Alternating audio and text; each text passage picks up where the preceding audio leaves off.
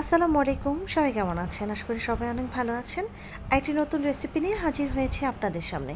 আজকে আপনাদেরকে তৈরি করে দেখাবো দই বড়া। এটা যেমন তৈরি করা সহজ, খেতেও ঠিক তেমনই মজা। তো প্রথমে আমি নিয়ে নিচ্ছি দই। তো এখানে আমার হোমমেড দইটা আগে থেকে ফ্রোজেন করা ছিল, তো সেই দইটাই আমি নিয়ে নিলাম 3 টেবিল চামচ। তো দইটাকে আমি ভালো করে মেল্ট করে নিচ্ছি। এই দই বড়াটা খেতে এত বেশি মজার, একবার হলে বানিয়ে খেয়ে দেখবেন, অসম্ভব ভালো লাগে খেতে। আর ঘরে যদি কারো দই না থাকে তাহলে সেই ক্ষেত্রে আপনার টক দইটা কিনে এনেও আপনারা তৈরি করতে পারেন। তো দইটা মেল্ট হওয়ার পরে এর মাঝে আমি দিয়ে দিচ্ছি বেসন।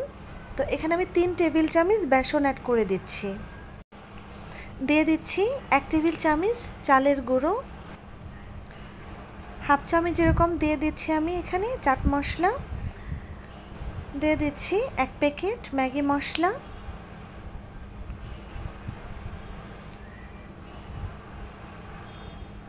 1 চামচ মরিচ গুঁড়ো,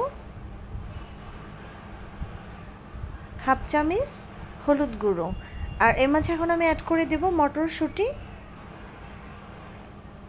স্বাদ অনুযায়ী লবণ,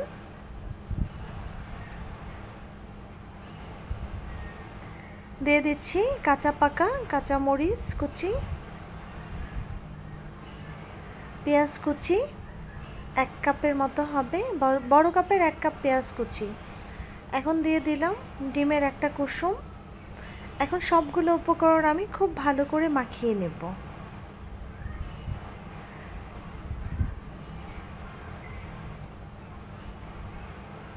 প্রথমেই বলেছি এইটা তৈরি করা খুবই সহজ। আর আজকে আমি যে সব উপকরণগুলো দিয়ে দই বড়াটা তৈরি করছি, আপনারা ঠিক এই উপকরণগুলো দিয়ে দই বড়াটা তৈরি করবেন, দেখবেন খেতে খুবই ভালো লাগবে। আর চালের গুঁড়োর পরিবর্তে এখানে আপনারা ময়দাটাও ইউজ করতে পারেন, কিন্তু ময়দাটা অ্যাড করার চাইতে চালের গুঁড়োটা অ্যাড করলে বেশি ভালো হবে, কারণ চালের গুঁড়োটা অ্যাড করলে আপনার দই বড়াটা ভীষণ মুচমুচে হয় আর অনেকক্ষণ মুচমুচে ভাবটা ধরে রাখে। তো ফ্রাই প্যানে আগে আমি তেলটা গরম করে নিয়েছিলাম, এর মাঝে এখন এক এক করে আমি দিয়ে দিচ্ছি দই বড়াটা। আর দেখতেই পাচ্ছেন এটা কিন্তু পেঁয়াজু স্টাইলে আপনার তৈরি করতে হবে। আর চুলার আঁচটা কিন্তু আপনার মিডিয়াম থাকবে কন্টিনিউ আপনার শুরু থেকে শেষ পর্যন্ত। আর এই দই বড়াটা কিন্তু আপনার এই পেঁয়াজুর স্টাইলে আপনার ভেজে নিলেই বেশি ভালো লাগে খেতে। আপনার চাইলে শেপটা বড়ও করতে পারেন, কিন্তু আমি দেখেছি যে এভাবে করলেই বেশি ভালো লাগে খেতে।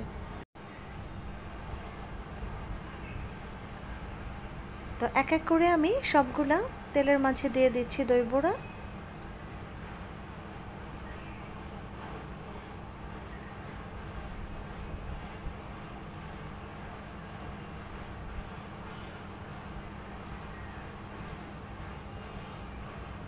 তো এক পার্ট আমার হয়ে গেছে, তো প্রথম পার্ট আমি উল্টে নিচ্ছি।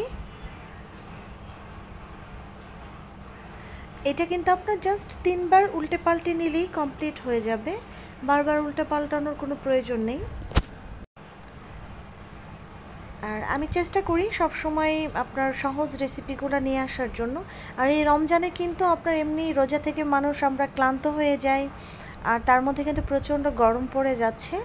তো এই জন্য চটজলদি যে রেসিপিগুলো তৈরি করা যায়, যেটা তৈরি করতে বেশি পরিশ্রম হবে না, ওই ধরনের রেসিপিগুলো আপনাদের মাঝে আমি নিয়ে আসি। তো আশা করি আপনাদের ভালো লাগে এবং উপকৃত হন। তো আমি আরেকবার উল্টে নিচ্ছি।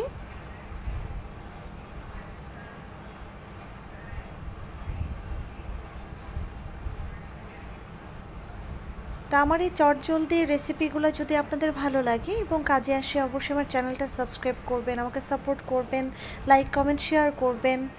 আর আমার ভিডিওর নোটিফিকেশন যেন দ্রুত আপনাদের কাছে চলে যায়, এই জন্য বেল আইকনটির অলে টিপ দিয়ে রাখবেন। তো আমার দই বড়া সবগুলাই তৈরি করা কমপ্লিট হয়ে গেছে, এখন আমি এক এক করে তুলে নেব।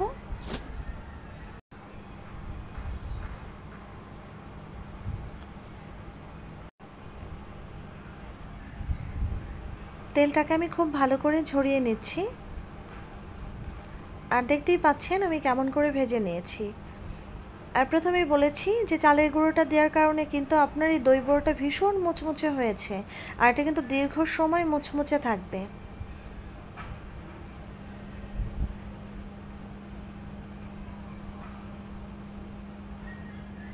সবগুলো আমি তুলে নিলাম। আর উপরটা কিন্তু ভীষণ ক্রিস্পি হয়েছে, দেখেই বুঝতে পারছেন। তো আমি ভিতরটা কেমন হয়েছে সেটা দেখিয়ে দিচ্ছি। দেখেন ভিতরটা কিন্তু একদম সফট, কিন্তু উপরটা কিন্তু আপনার ক্রিস্পি হয়েছে। তো সবাই খুব ভালো থাকবেন, সুস্থ থাকবেন। আসসালামু আলাইকুম।